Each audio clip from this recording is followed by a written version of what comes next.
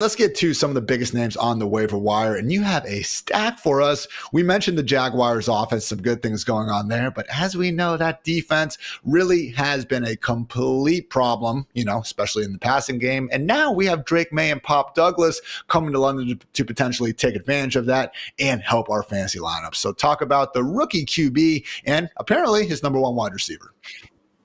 Yeah, so when we talk about Maye, the big thing here is his ability on the ground, Ian, and we covered it, as we covered the draft, as we covered, all the prospects getting ready for the draft. One conclusion I know we both came to, on our own as we were studying the prospects before we came back together was, wow, Drake Maye, actually behind Jaden Daniels, is the next best prospect in this class as far as what he can do on the ground. Now, guys, he's not Jaden Daniels. We're not saying that, but the numbers were a lot closer than what you would think. He's a guy that's been using the design run game and also very willing to scramble, and that showed up immediately in his first game on the field, a 12% scramble rate. That led to 38 yards rushing. And now you think about that, Ian, you're like, 38 yards. Who cares? Well, that's 3.8 fantasy points, guys. Those are freebies. Now, take a quarterback that pure passing gets you 16 fantasy points. Like that. That's something that we see quite often. Well, now you're at a 20-point performance. It makes a difference. It just adds up. It's really hard for guys that run as often as what Drake Maye might to honestly finish outside the top 12 quarterbacks. So he's a guy that I advance really quickly up the ranks. Normally, I take guys through step by step by step, but we've just seen this rushing stuff be too much of a cheat code to mess around with it. We've got such a long history of it. Even if he struggles as a passer, he's still going to be a guy that's going to be right there as a borderline QB1. Now, look, the upside in the passing game, I think it's extremely limited, Ian. I mean, when we look at these weapons, I don't think there's anyone you and I look like that we're like, oh, man, like that could really be the straw that stirs the drink. It's going to be a challenge. But still, he threw for 243 yards this last weekend in his first outing. Were there some bad things? Yeah, he threw some picks. He lost a fumble. He got strip sack fumble, by Danielle Hunter. I mean, he held onto the ball too long.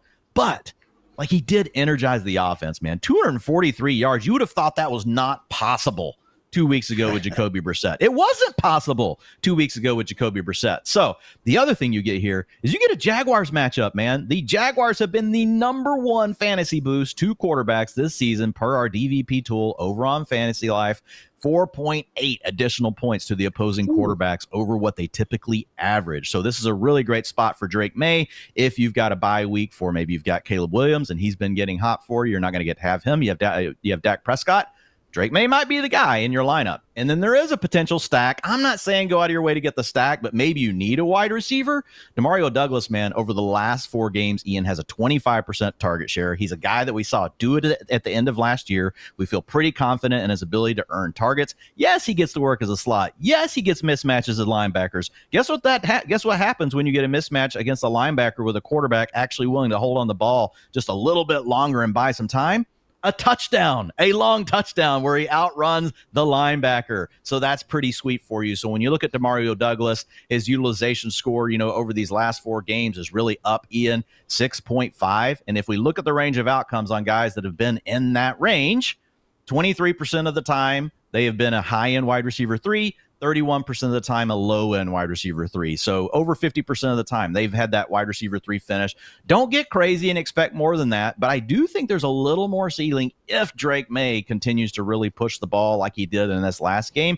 At worst case, you end up with a wide receiver 4. I'm thinking 10 to 15% of your fab, depending on, your league. You guys can adjust that. Not a player going overboard with, but really a nice player you can plug into your wide receiver 3 role, especially in PPR formats. And especially in this week 7 coming up, because after that, we get the Titans and Bears. Not a situation we're necessarily expecting to be full of fireworks long term, but hey, Cowboys and Lions, there's a lot of, guys that we were relying on those rosters on a bye, so you can certainly do worse than Drake Maye and Pop Douglas, even if it is just for 1 week. Another big waiver wire name, Dwayne, you mentioned the bunches of running backs before, but Trey Benson, someone that maybe we should also be keeping an eye on, did not get an official report on the James Conner ankle issue yet, but we did see with him missing some time in week 6, Trey Benson emerged as the early down complement. Yeah, and so when you're thinking about these players, like the way I assign fab is I think about, number one, the talent. Well, Trey Benson, he's a day 2 NFL pick. Hasn't always looked great in all the film that we've looked at, this preseason, that one game, I remember everybody making fun of him. But the next game he came out and played much better. right? So you have to understand these guys are young. He can get better with extra playing time, but they've invested in this player and they think that he's talented. And the other thing you're looking at is a potential time horizon. How long could I get this player for? Well, we've got James Conner dealing with an ankle injury, Ian. He'd also fumbled. We're not saying that James Conner's getting benched, but we also have the Cardinals headed in the wrong direction in the win-loss column. I mean, this is a team that as the wins pile up, and if James Conner's getting banged up, they could be incentivized to also want to get Trey Benson on the field for reasons other than just the injuries. So I think the time horizon here is a little bit more open as far as, okay, how many games could I start to get usage out of Trey Benson? Right now, it might look like, oh, it's only this week. But if he plays well and they lose again, they might say, well, let's go ahead and give Trey Benson half of this workload. There's just a lot of ways that Trey Benson ends up with more carries with the scenario that we have going on right now with the Cardinals. And for example, like you look at that versus Isaac Guerendo. Guerendo, okay, like Jordan Mason, we know once he's back is taking that role away, and it's a shoulder. It's not like a hamstring or something like that. We also know we're eventually going to get CMC back. I like the 49ers offense more.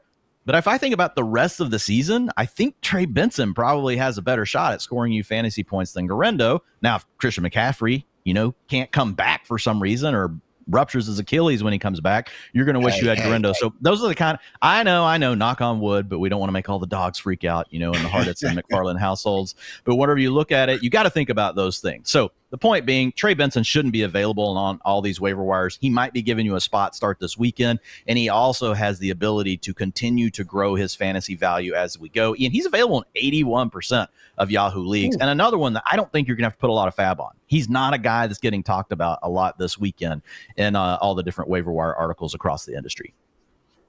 Wouldn't necessarily expect a 90% snap rate or anything if we do see Connor, completely out of the picture. Amari DiMercato is there. But I do think, Dwayne, we can feel a little more confident in this being closer to a Ray Davis situation because Trey Benson did demonstrate the ability to be a solid pass catcher during his time at Florida State, something that we haven't seen the same way out of guys like Tank Bigsby and Cam Akers, who we saw them have a bit rougher times, trying to separate from that, more pass down specific back. Yeah, absolutely. So, and the thing is with some of these, like, yes, DiMercato is a good passing down back, but once they switch to that mode of we want to see what we have in Trey Benson, they're not going to care about that as much anymore. So that's the other thing you just have to factor in.